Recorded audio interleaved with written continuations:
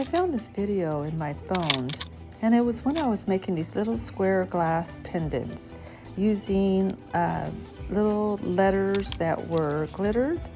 I placed them with some paper behind some glass that measure 1 by 1, and then applied a soft solder alloy around the edges and the back.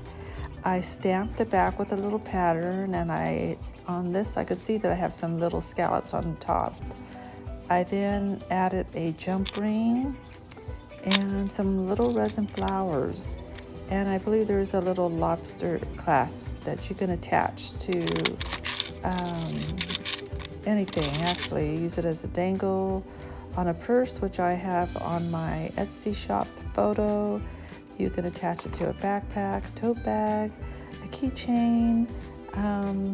They're very sparkly, and it's always hard to capture that on a video or a photo.